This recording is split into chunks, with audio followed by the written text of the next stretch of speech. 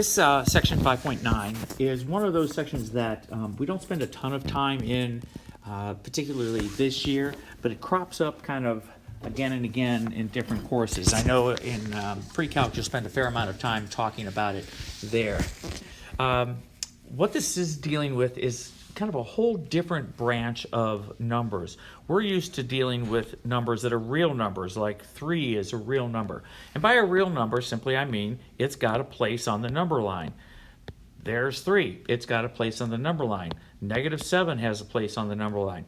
Pi has a place on the number line. 3.14159, yada, yada, yada. So complex numbers is a totally different branch of numbers. And so let me get into how they come about and why they come up. So let's start with something easy. Hopefully you can see that there's two numbers that I could plug in here to get an answer of 9. I could plug in 3 or I could plug in -3. So the answer to this is positive or -3. And we've talked about what happens when you take a square root and how the square root of x squared is the absolute value of x. And absolute value of x is piecewise defined. There's a positive version and there's a negative version of x. And then you put the positive or negative on the other side, and that's how you get plus or minus 3. But so look at this scenario. What happens if I have x squared equals -9? In other words, what number can I plug in here, square it, and get -9? Well, we could try +3, but +3 squared is +9.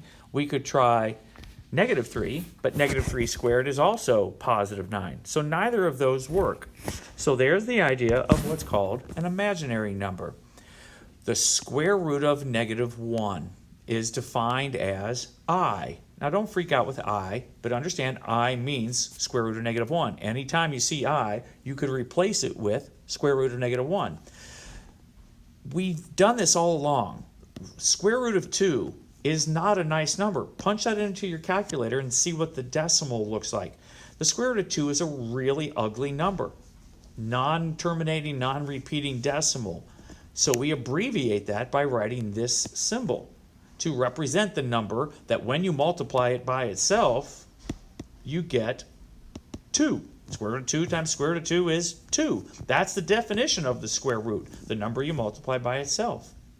So we're using this notation to represent the square root of a negative, which we said back here, we can't do that. I can't take the square root of -9. There is no solution in the real number system.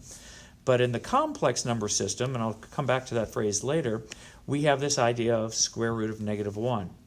Now, if I squared both sides of this, I get I squared equals, well, if you take the square root of something and square it, you get that thing. So this is a really important thing to remember. Put an asterisk next to that in your notes somewhere. So square root of -1 is defined as I, and I squared is -1. And so we're going to use I in a bunch of things. We'll write complex numbers and imaginary numbers like 5i or -3i or 4 plus 2i. Now just kind of quickly there, that 4 plus 2i is what's called a complex number. What makes it complex is that there's an imaginary part and there's a real number part. And the notation we're going to use for that is a plus bi. So the a is the real number part, 4, and the 2i is the imaginary number part. If I don't have any number out front, like with -3i, these are called pure imaginary. There is no real number part. So let's play around with these a little bit and see how they work. So if I was just doing a real simple multiplication of 3i times 5i, well, remember that 3i, just like if I had 3x, means 3 times x. So I can think of this as multiplication, think of that as multiplication. In multiplication, you can rearrange. So I'm going to put the things that can be multiplied together out front and put the i's together at the end. Well, 3 times 5, of course, is 15. I times I, just like normal, when you multiply something by itself, you get I squared. Aha, we remember that back at the beginning here, I said that I squared equals -1. So when I do this, that becomes -1. So the 15 times I squared becomes 15 times -1, or just -15. Let's do a little more complicated maybe. Let's do an addition problem with two complex numbers. A plus bi a different a plus bi? Well, when you're adding, you just add the parts that can be added and add the other parts that can be added, kind of like terms. So in this problem, I can think of this without the parentheses, because you could think of this as like a 1 being distributed and a 1 being distributed, and the parentheses go away. And now just rearrange it to put the things together that you can. So I put the real number parts together, and then I put the imaginary number parts together, and then you just add them up. Super simple. So you don't need to do this middle step. You should be able to look at that and go, oh, 3 plus 2, that's 5. 4 minus 9, that's negative 5i. There it is. Try another example. If I wanted to multiply these two things together, now this is not a real number, but in the complex number system, I can do some things with it. So what I'm going to do, though, is do a little rearranging, kind of mentally, but let me write it down so you can see what's going on in my brain. I'm going to think of negative 6i, as 6 times negative 1, likewise with the 8. Now, the square root of negative 1, that can be simplified as I. Square root of 6, don't know. Square root of negative 1 comes out as I. And the square root of 8, well, I could simplify 8, but I'm going to leave it inside there. Now, when you multiply numbers, like if I have the square root of a times the square root of b, that can simplify to the square root of a times b. So that's what I did here. Square root of 6 times square root of 8, well, 6 times 8 is 48.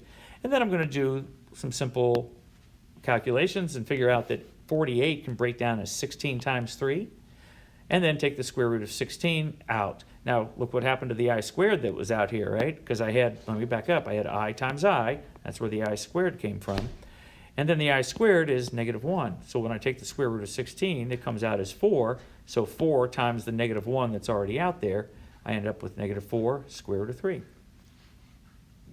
Sometimes you'll see equations be asked to solve. This is actually where the first problem I did with you came from.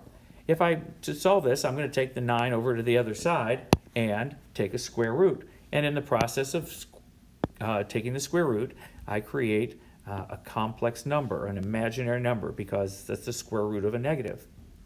Well, 9, of course, could be thought of as negative 1 times 9. So negative 9 breaks apart. Now, the square root of the negative 1 comes out as I, and the square root of 9 comes out as 3.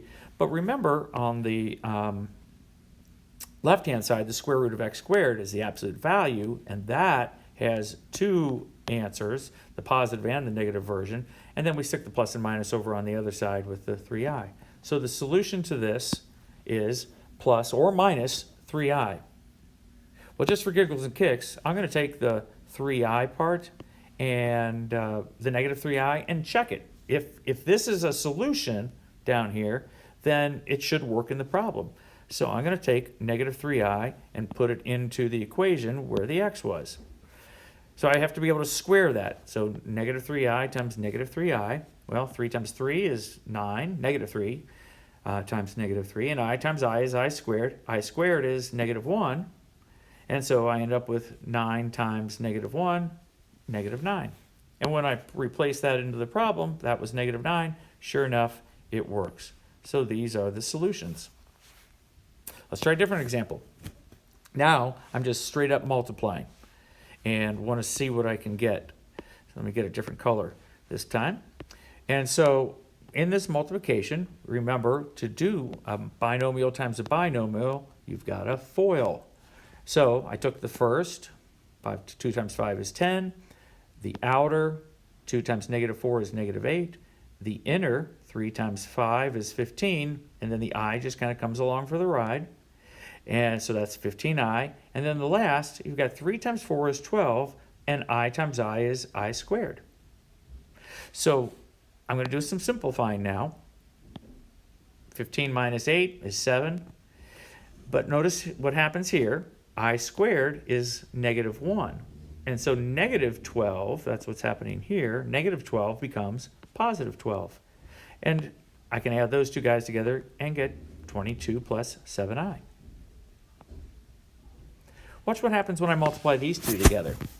I'm also going to FOIL. So I'm going to take 4 times 4 is 16. 4 times negative 9 is negative 36i.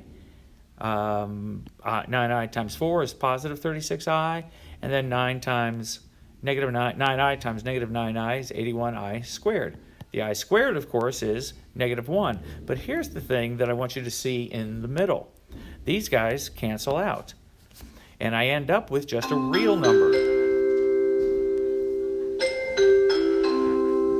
And obviously, I didn't leave myself enough time to get this done. So I will do this as a separate video to finish up the notes, picking up on slide 20.